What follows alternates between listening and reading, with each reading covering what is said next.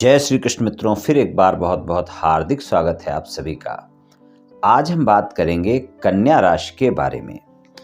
कन्या राशि वालों को जो 4 बड़े ग्रहों का राशि परिवर्तन होगा, 4 घटनाएं होंगी ग्रहों के राशि परिवर्तन की, जो कि मुख्यतः है जिनका गोचर लंबे समय तक चलता है।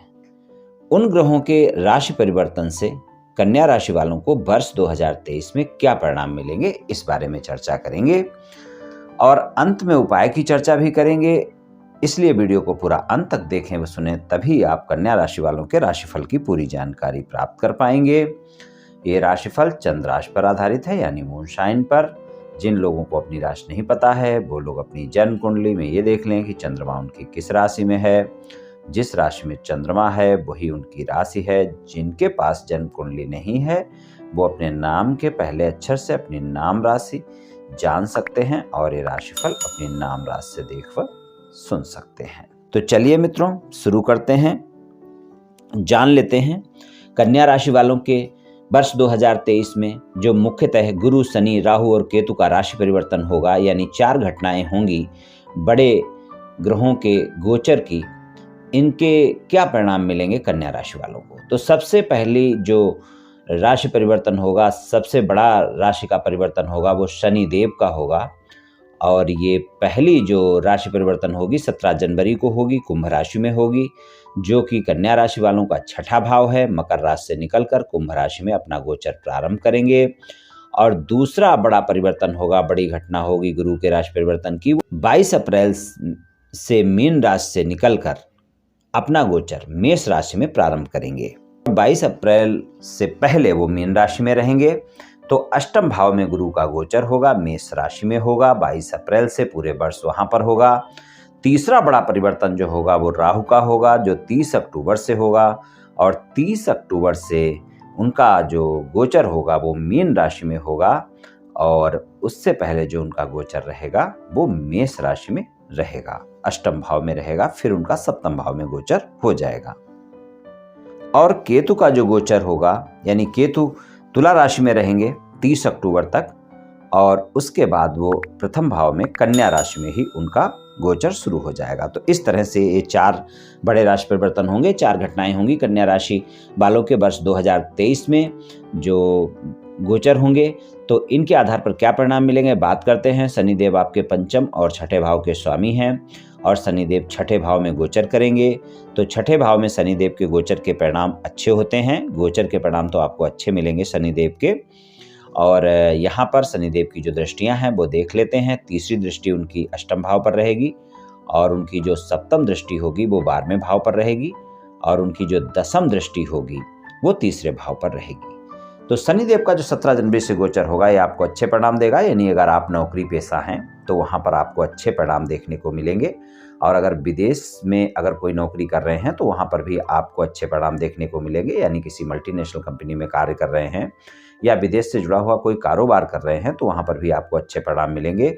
और नौकरी तो आप किसी भी तरह की कर रहे हैं, चाहे प्राइवेट सेक्टर में कर रहे हैं चाहे गवर्नमेंट सेक्टर में कर रहे हैं।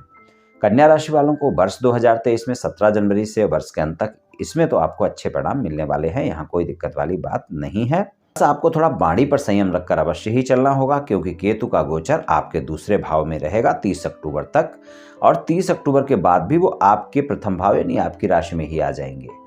तो पूरे वर्ष आपको अपनी बाड़ी पर संयम रखना बहुत आवश्यक होगा।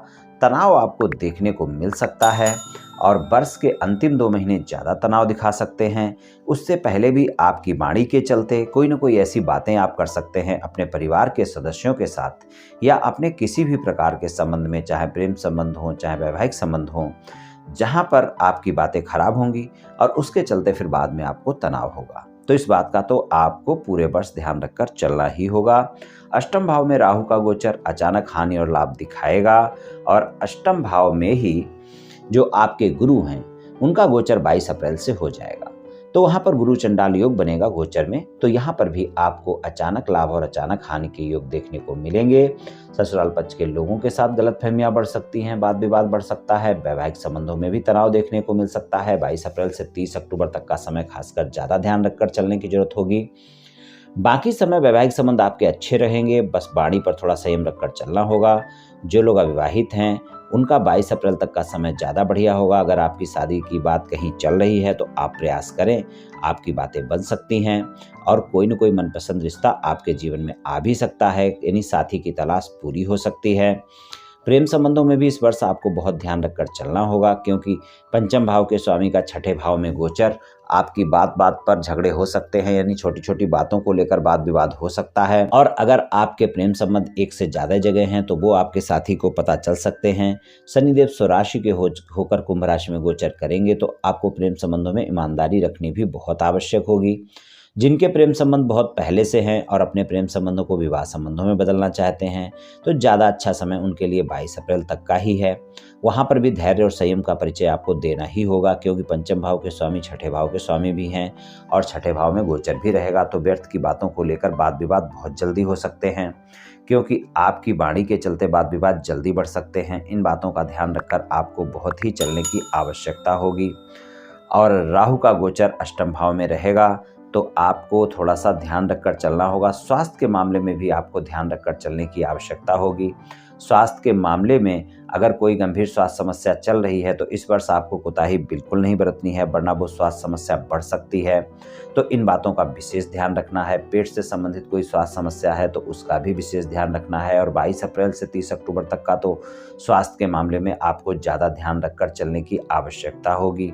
अगर वहाँ पर स्वास्थ्य को लेकर कोई भी समस्या होती है तो कोताही बिल्कुल नहीं बरतनी है। इन बातों का विशेष आपको ध्यान रखना है। शिक्षा में आपको परिणाम अच्छे मिलेंगे, लेकिन ज़्यादा मेहनत करनी होगी, वरना एकाग्रता में कमी देखी जा सकती है। कंपटीशन एग्जाम में सफलता आपको मिल सकती है, वहाँ पर आप प्रयास करें, क्योंकि छठे भाव के स्वामी का छठे भाव में गोचर आपको सफलता दिला सकता है, लेकिन वहाँ पर आपको ज़्यादा मेहनत करनी होगी। याद रहे शनिदेव हैं, शनिदेव आपको बिना मेहनत के परिणाम नहीं देते हैं। इस बात का आपको विशेष ध्यान रखकर चलना होगा। कुछ इस तरह के परिणाम कन्या राशि वालों को इन 4 ग्रहों के गोचर के हिसाब से मिल सकते हैं। उपाय की बात कर लेते हैं। उपाय की बात करें तो कन्या राशि वालों के लिए सबसे अच्छा उपाय यही है कि बुधवार को आप गाय की सेवा करें, गाय को हरा चारा खिलाएं, या आप अपने हाथों से मूंग खिला सकते हैं। मंगलवार की शाम को भिगो कर रख दें और सुबह अपने हाथों से खिलाएं। इससे आपको काफ़ी लाभ देखने को मिलेगा। और आप शिव भगवान की पूजा उपासना कर सकते हैं। उनको शिवलिंग पर जल अर्पित करें, रोजाना करें, बहुत अच्छा है, वरना सोमवार को अवश्य करें। और किसी सोमवार को दूध भी अर्पित करें, उससे आपको काफ़ी लाभ देखने को मिलेगा। तो ये उपाय आप कर लें मित्रों, निश्चित ही आपको लाभ मिलेगा। तो मित्रों, आज मैंने आपसे कन्या राशि वालों के राशिफल के बारे में कुछ चर्चा की। ये राशिफल सामान्य राशिफल है, ये सभी जातकों पर पूर्ण रूप से प्रभावी होगा ऐसा संभव नहीं है, क्योंकि आपकी जन्म कुंडली में ग्रहों की स्थिति और आपकी वर्तमान दशा और अंतर्दशा और फिर ग्रहों के गोचर की स्थिति, इन सभी बातों पर बहुत कुछ निर्भर करता है। आप सभी स्वस्थ रहें, आयुष्मान रहें, धनवान रहें, ऐसी मेरी श्री कृष्ण भगवान से प्रार्थना है। जय श्री कृष्ण।